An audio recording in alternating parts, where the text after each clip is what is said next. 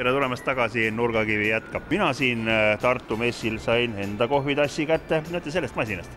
Ole hea, et räägi natukene lähemalt sellest masinast. Ma sain aru, et see on juuramasinates üks uudis.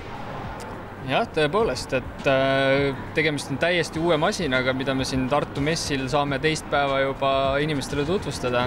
Jura täisautomaatsed espressomasinad üleüldse on võib-olla sobivad just nendele inimestele, kes hindavad esiteks värsket kohvi kvaliteeti, teiseks kasutusmugavust ja lihtsust ja hästi palju valikuvõimalust, et sisuliselt võimaldab see masin valmistada kõiki erinevaid kohvijooke täpselt vastavalt iga tarbija enda maitse-eelistustele. Meie hindame, et kuidas peaks maitsema selle masinaga valmistatud cappuccino näiteks, aga igal kasutajal on vastavalt oma maitse-eelistusele kõiki neid seadistusi võimalik timmida.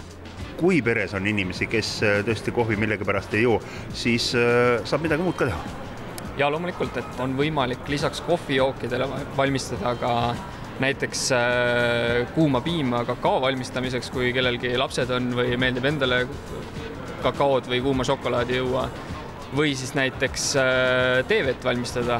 Selle uue Jura A9 näol on tegemist ka ühe kompaktsema täisautomaatse espressomasinaga üldse. Tema laius on ainult 29 sentimeetrit.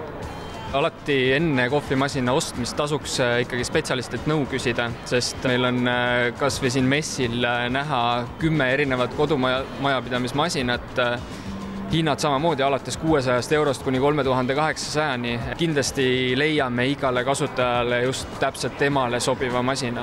Alati kõikide selliste spetsialiseerunud Jura edasimüüjate puhul peaks küsima seda võimalust kohvi maitsta enne masina ostu sooritamist. See võimalus on loodud ja seda tasub kasutada. Kokkuvõtteks tahaksin öelda, et mulle isiklikult hakkas meeldima see mõte, et kohvimasinat on võimalik enne ostu ka testida. Üks koht, kus sellist testi saab minu teada päris kindlasti teha, on Tallinnas Tammsaare ärikeskuses.